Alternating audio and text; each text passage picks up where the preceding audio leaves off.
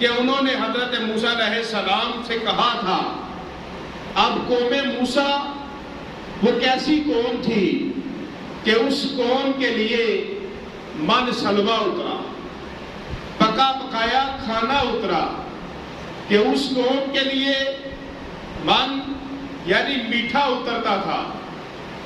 تو وہ قوم کے لیے کھیر اترتی تھی آسمانوں سے پکی پکائی. پھر وہ قوم کہنے لگی کہ یا نبی اللہ، میٹھا کھا کھا کے اب جی بھر رہا ہے، تو ہمارے لیے کچھ نمکین کا بندوبست ہو. تو اللہ تبارک و تعالیٰ نے موسیٰ علیہ السلام کی اس قوم کے اوپر شام کے وقت آسمانوں سے پکے پکائے قیمے کے کباب اتارنے شروع کر دیے کہ صبح کے وقت کھیر آتی تو شام کے وقت کباب آتے.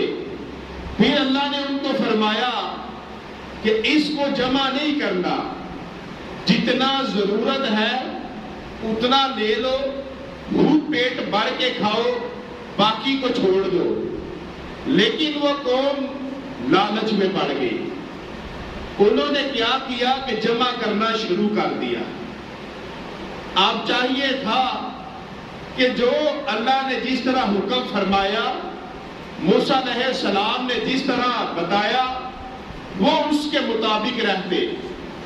تو وہ ایسی قوم تھی جن کے سامنے فرعون، جس کے ایک اشارے سے قیدیوں کو چھوڑ دیا جاتا اور راہ گزر کو موت دے دی جاتی تھی.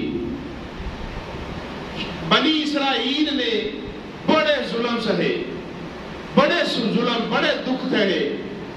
پھر ان کے سامنے اللہ نے دریا کے اندر سڑکیں بنا دی کہ جن میں سے وہ قوم گزر گئی، لیکن فرعون ان کے سامنے ڈوب گیا.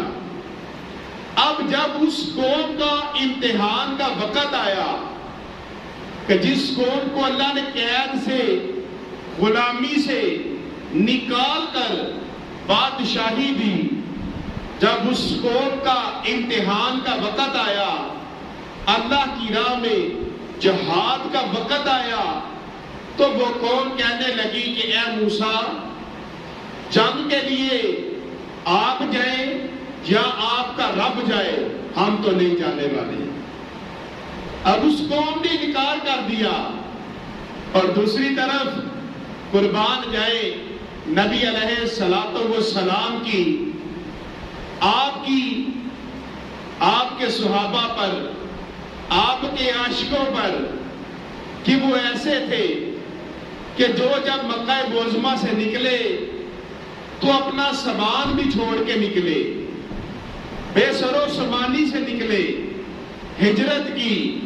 اب پاس مال بھی نہیں، اتنے حالات بھی نہیں، لیکن جب کریم آقا علیہ السلام نے فرمایا کہ کفار کے ساتھ جہاد کرنا ہے، تو وہ نہتے اور بے سر و سامانی کے حال میں وہ عرض کرنے لگے کہ یا رسول اللہ صلی اللہ علیہ وسلم، آپ ہمیں قوم موسیٰ کی طرح نہ پائیں گے.